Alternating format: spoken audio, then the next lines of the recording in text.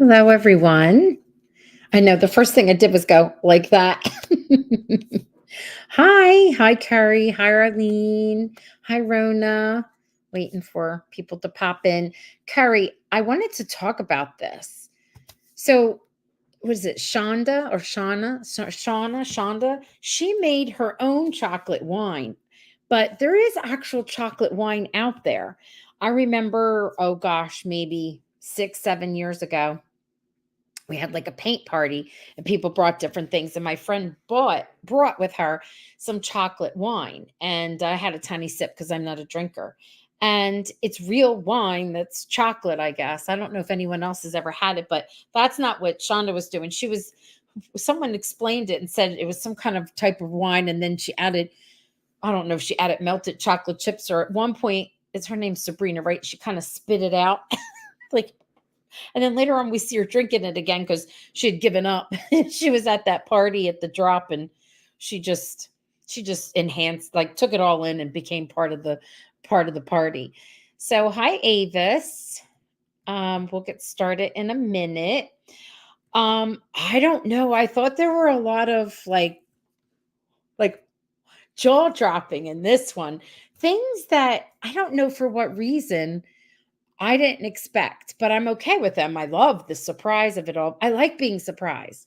And I like how they orchestrate and navigate the whole storyline, for that one particular episode. They're very good at what they do. This is really good writing, very good acting, and the whole thing is amazing. I wish that more people were watching it, and I'm not sure exactly what their analytics are, but maybe they'll even think about running it on the Hallmark channel. I'm not sure, but Rona, you think it was the best episode yet? I thought episode 3 was the best. I have to agree with you. Now, episode 4 is the best. We should talk it up. I wish we could maybe get it to trend somehow on X or whatever. Just talk it up more. I know there are comments out there where people are mad and saying, oh, it's greed. We have to have Hallmark Plus now, but it's really not greed. It's a streaming system, and it's just totally different than the other channels. There's other things on it. And I don't know. I've talked about this before everybody's popping in, and I'll get started. So I have cable TV and I have Comcast, and I can see my bill and it shows me my subscriptions that I have or my apps that I put on, and Hallmark Movies Now is one of them for $5.99 a month. It still says that. If I talk into my remote, or if and I try to look for it through the cable, and I access Hallmark Plus, because that's what it is called, it will only show that there was one episode of the Chicken Sisters that I have available. And it's so frustrating to me. So I have to go on Prime, access it that way, and then I have everything. So I don't know if anybody else is having problems with their app or their whatever, but I am. And hopefully during the week I'll get it all and like fixed up. Okay, Avis, let's go with that. You know what? I even have a picture of it. Let me show you. I took it right off my TV. Look at this. There he is up there. I had a funny feeling he could sing, because a lot of these actors, they could sing and dance. So like the triple threat, is that what it's called?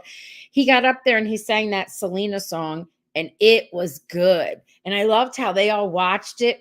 And not that I find him, like, I know a lot of people think he's hot. He's okay to me. But when he sang, I was like, geez, like he looks hotter than normal. So it was really cool that he could sing. And of course, that was like his ballad to his feelings about Amanda. And they were celebrating his divorce. He was divorced and thriving. Sorry, I think it was funny how they made the little banner for him, Kenneth and his guy. Yes, I could fall in love with Sergio. Mm, yes. I got Hallmark Plus through Prime. Well, actually think I have two accounts now.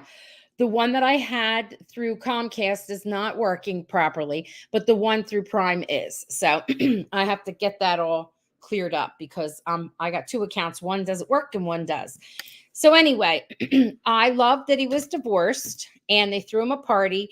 And I love that Gus was one of the guys and she went out with them. She looked cute. And I love how she was so proud of him when she was watching him sing. And then she got her leggings that she bought and she threw them up at him. I thought that was funny.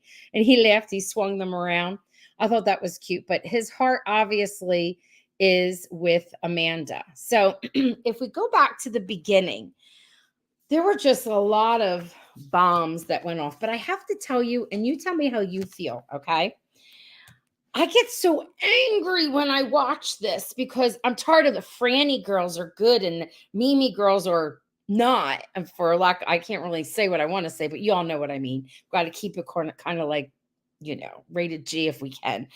And the beginning again shows how Nancy had to like stuff down her feelings and she wasn't allowed to deal with her depression over the loss of her child and how she really wanted a daughter. And then there was a part where little Frank Jr., when he's a little guy, saying, "I love you, Mom." And she's like, "Oh, but she's so happy that she is the most sweetest, precious boy." Really? What happened to that man? Okay. That boy grew up to be a real jerk of a man.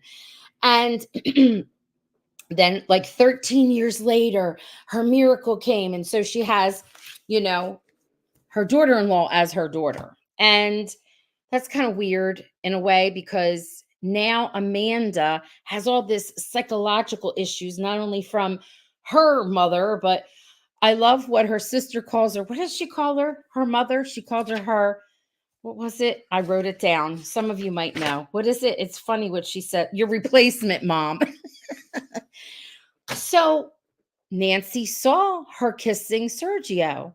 She tried desperately, Amanda, to talk to her about it. And she kind of basically told her, no, stuff it down. We're going to pretend it didn't even happen. And she does up her hair for the big event, the social event, which is called the drop, which is sad to me. Again, where are we in 1950? I don't know. I don't know. Let's see. I really started to like Amanda less and less and her sister more. Yes, Rona, I've been saying this all along. She really is owning it, right? Let's see. Arlene says, Shauna Calhoun, that's it. Does everything knows everything, cracked me up, and she faked being drunk to drop the juicy gossip. What a hoot. I know. We're going to talk about that too. So one of the big juicy things that we learned was that Nancy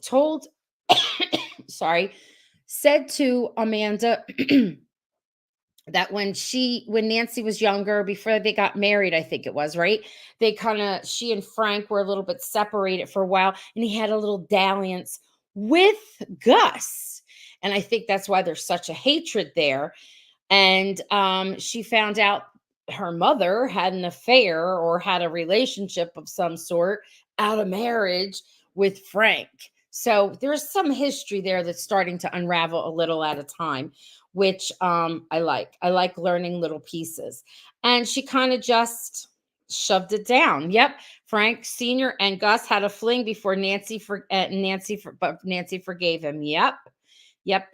And Frank Jr. is a tool. Let's talk about how much of a tool Frank Jr. is. Let's look at this this guy, Mr. Chicken, is creepy. And this I loved when Frank Jr. decides to take him to the restaurant, right? And show off, who he is and you're my idol. And the man is so incompetent. He didn't even know the code to get into the restaurant. He had to call up and he says, "Oh, it's a business call." And he goes, "Mama," she didn't tell him the code because he's so dumb and selfish and self-centered. They're having this big talk. Did anybody get a weird vibe from this man? Like maybe if things went the right way, he'd like to date or have a little one night fling with Frank Jr. I don't know. That kind of like, I don't know. Very soap opera. Yes. Yes, thank you. He definitely is creepy. Yes. Okay. So Frank Jr. Frank Jr. is something, right? So they get themselves all done up to go to Is it Shauna, whatever the drop, which really isn't just the drop with the leggings, which remind me of LuLaRoe or LuLaRoe, however you said it. It was about her dropping the gossip and then pretending, like you said, she is drunk, and she lets loose, like when they think Amanda's throwing up because she's pregnant, but she was just upset, and she lets, oh no way, because he had a vasectomy. Oh, that did Amanda in. That did Amanda in, and Nancy didn't want to believe it. Are you sure? She waited to the very end. You heard right. Mm, mm-mm. Arlene, he was sleazy, right? Don't you think if Frank Jr. said yeah that he wanted to like maybe have a one night stand with him or something? I don't know. That man just looked like no, don't like him. All right, Avis. I liked at the Live Laugh Leggins party with all the women, and they said Southern women have words that are sweet as honey but can sting like a bee. Oh, Nancy is not nice. When she talked to Amanda and she basically said, "Oh, it's so nice that you're here since you haven't been, like basically desert your family," but she says it with her little sweet talk and that face of hers. Those women are not nice. I would not want to be a Franny's girl. Okay. I'd be a Mimi's girl. You know what? I'd be nobody's girl. I'd be myself. But if I had to choose, I'll take a Franny's girl and kick her in the behind. And I'll take and be a Mimi's girl. Yes, I got those vibes from him too. Okay, Arlene. I didn't know. He was like in his personal space and touchy and looking him in his face. I don't know. If I was driving by and I saw that going on, I would think that there was more than just friendship there. If I just catching my eye, but that's just me. Who knows with this show and this storyline. So okay, so while the girls are at the party, you see flashes of that and things are going down big time.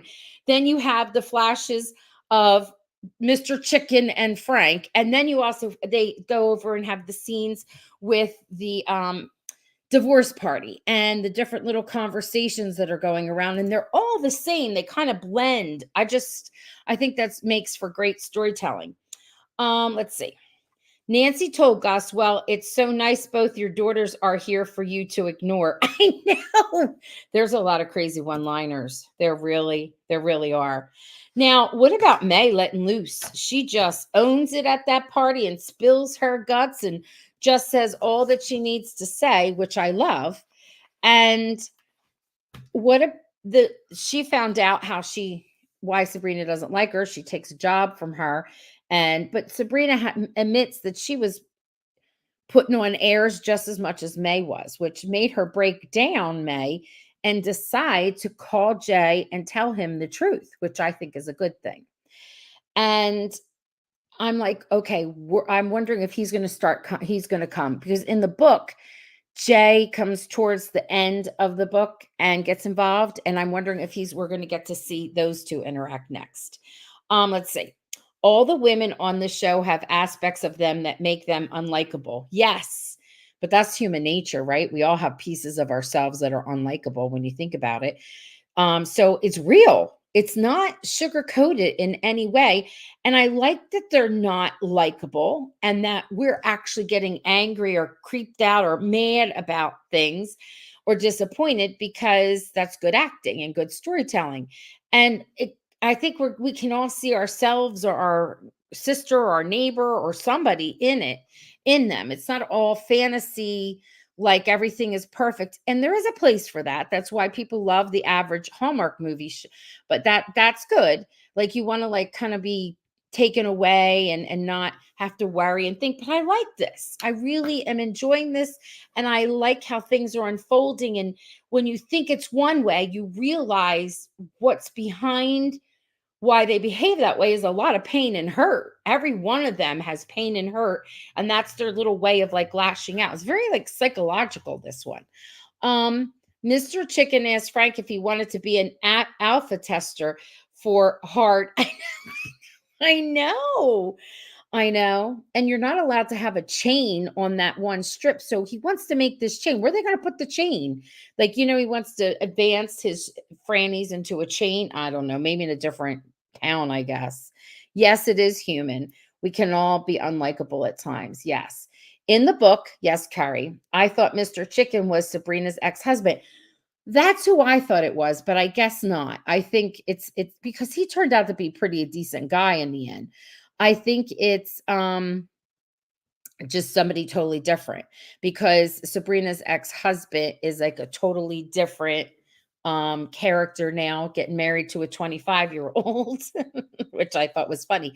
So it allowed Sabrina and May to tell their story, and then they kind of have an understanding that still doesn't excuse why Sabrina is just not nice. I know she had a hard time, but she also isn't nice. Like she used her daughter to manipulate Amanda and Amanda's daughter to kind of get what she wanted, which is just creepy, or not creepy, jerky. I also think, I really think this. Tell me what you think.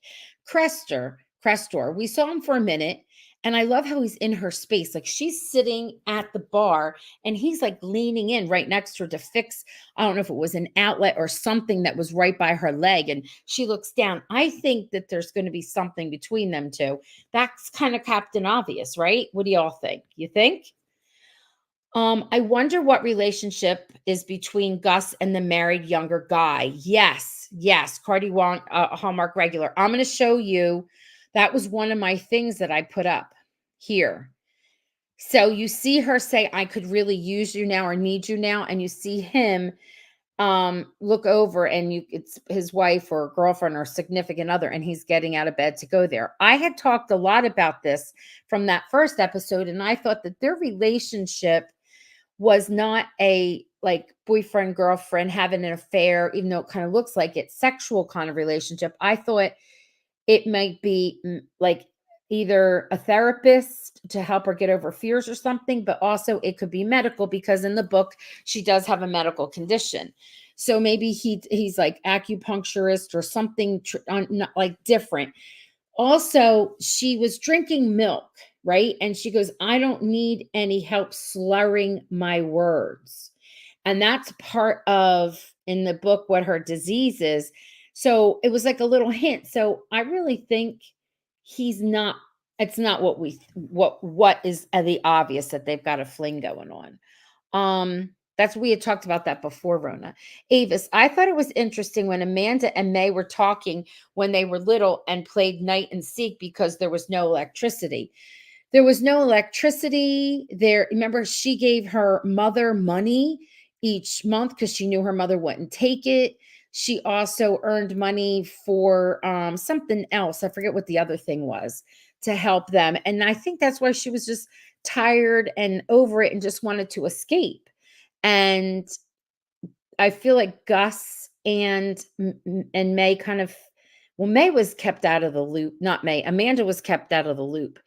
But when May talks to her about it, it's almost as if Amanda feels like May's lording it over her. Like, oh, look what I did for you. But I don't think that's what it was. I mean, she was a young girl, earning money to help her family and because they were a mess, financially. Let's see. Eileen, I felt bad for May because she finally told Amanda how bad things were growing up and how she covered her from it. Yep. Night and hide and seek. And Amanda was so mean by saying, what do you want? A medal. Exactly. That's what I mean. That's because again, there's a world of hurt behind what's happening with Amanda, something totally different.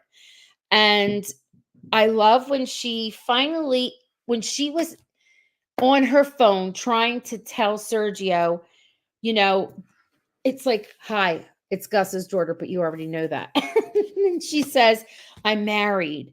But she keeps trying to say stuff, but she can't. She stumbles on her words because she should have said, I love my husband. And she couldn't. She couldn't say she loved her husband. It was more like, we can't do this kind of thing. May really becomes more sympathetic sister after that conversation with Amanda. Yes, yes, yes, yes. It's true. So she goes home, Amanda, and has the conversation with her jerk of a husband. And right away, he's like, I'm unapologetically, what does he say? Like, no, or he's unapologetic. That's it. And I thought, really? That's when you're going to use that coin phrase now when she asks, are you sorry that you had a vasectomy and that you didn't tell me? And he's like, no. And I was like, oh, that's it. And I love when she says, I put up with your drinking. I put up with the way you talk to me and the way you talk to your mother. And I take it and I forgive you because I'm a Franny's girl. And then she's like, she's done. She can't do it. Right. And let's see what you say here. Let's see. She had a hard time saying she loved Frank. Yes, yes, you're right. She did.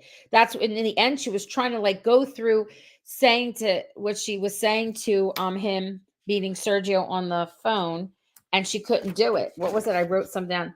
Um, yeah, she couldn't say it. She couldn't say I love him because she doesn't.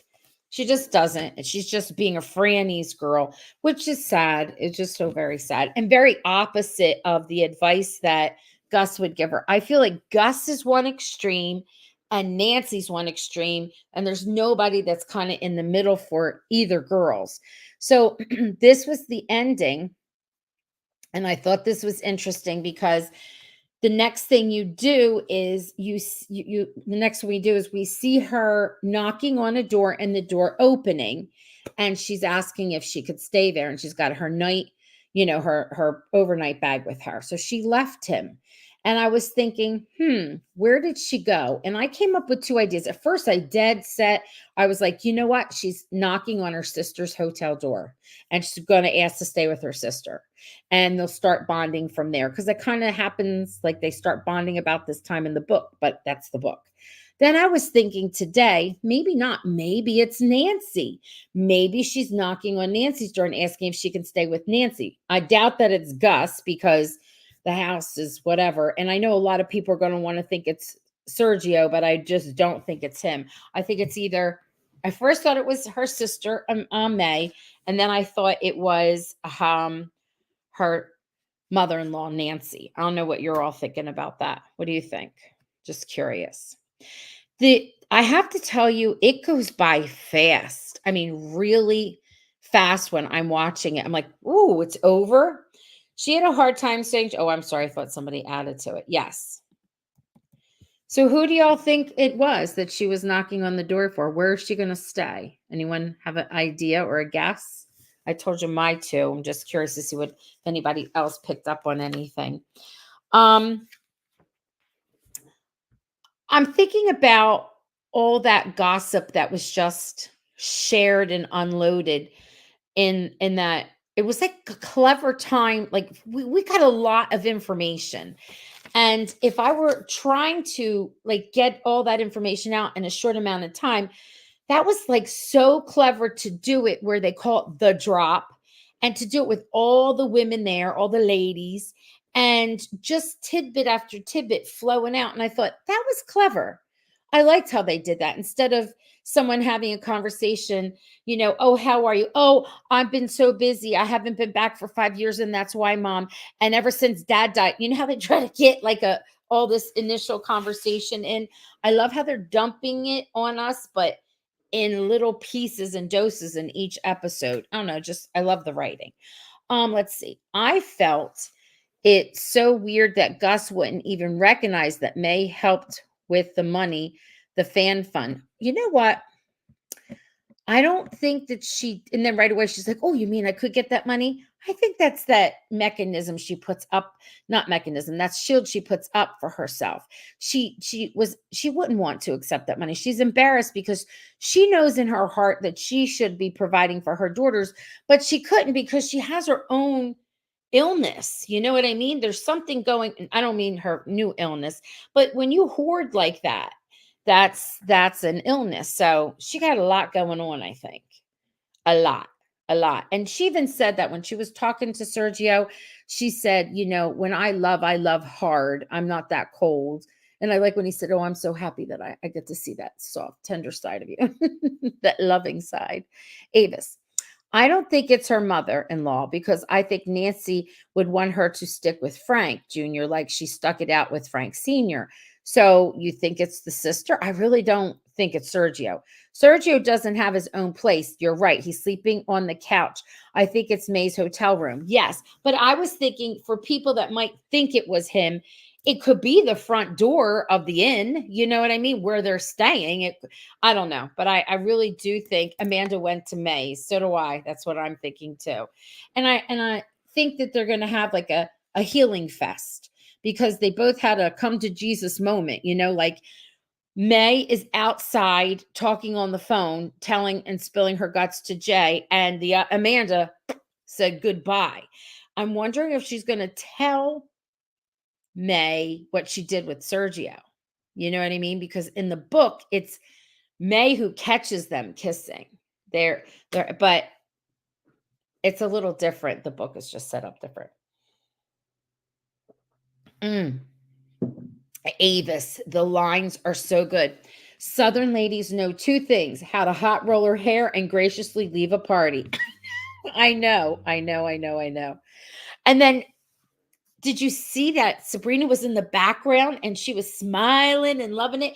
And she was getting all kinds of like clips and background stuff. People don't even realize, what she grabbed. So I'm wondering if any of that stuff is going to be coming out or not. I don't know.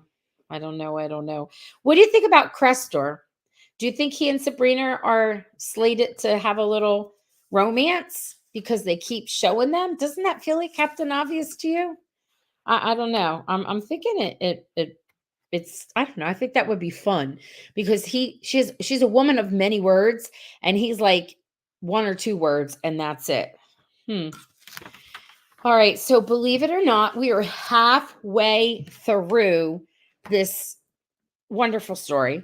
We only have what, 6? No, we have 5, 6, 7, and 8. So Rona, he's too good for her. He is, but maybe that's a good thing. Maybe I'm not saying that they're going to right away be a couple, but maybe he'll help her. I don't know. There's so many jerks in this story. So I feel like can't Sabrina be the one that they kind of save and give a redemption arc? Because I think that Frank Jr., I don't know. He's got a lot. He needs to go away, be detox. I don't know if he'll ever change. I don't know. So we've kind of, yes, Crester is so sweet putting up with those purse hooks. That's what it was. He was putting up purse hooks. I was thinking it was an electrical unit, but it was purse hooks. Maybe Mr. Chicken is going to buy the Just Pancake house. Maybe, but he's not allowed to put up another chain though, right? Is that what it was? I forget. They said something about the rules of the chains. That didn't come up in the book. There are a lot of things that are different, but I like them. And there are a lot of things that are the same. And I like that too. And I like that we're able to have, a season 2. When I was talking with Kate, I think it was the author. When I was talking with the author, she said that season 2 was already written. That's what she was saying. Now, you know how things happen and it doesn't always go through, but I think it would be nice that they could just start filming and have the season 2. I'm dying to know where they end on this though.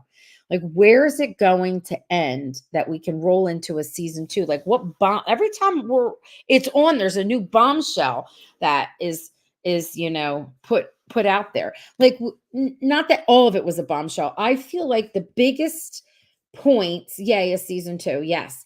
I feel like the biggest bombshells would be that Frank Jr. is had a vasectomy. That was big. And that Gus had and Gus had an affair with Frank. Those two were big. But then there were other little ones that came along too, like, for instance, what happened with Sabrina and May. That was a little one, and now it's coming together. And I feel like they give us something every time. So I'm curious to see what in the world is going to happen in episode 5. I can't believe it's already episode 5. Like, where did the days go? All right. I hope you're all watching. I wish we could come up with a way to promote it more and put it out there. There isn't a Facebook page because I looked. There is an Instagram account, and the Instagram account is official, but I don't see any fan pages anywhere, and I am not starting up a fan page, okay? I don't even see a fan page for Hallmark Movies Plus. They don't even have an official Facebook Hallmark movies. Now they suspended it and never made it into the plus. So I don't know. And there's so much on this channel besides just the Chicken Sisters. As a side note, before I say goodnight and we get ready for Sunday, is there anyone who is watching Lacey Chabert's series, the one called Celebrations, where in 3 days they have to plan a big surprise party? It's kind of cool. And they're doing it for somebody who's done wonderful things in the community. Has anybody watched that? I saw one and a half. I saw the first one was a teacher who had a kindness club. And then the second one was a young girl who gave dancing lessons, I think. I didn't see that whole piece. That's kind of cool. I like that a lot. No one? I know it takes a minute to respond. So this week, I haven't seen it yet. Okay. And they're also coming out is Mr. Christmas.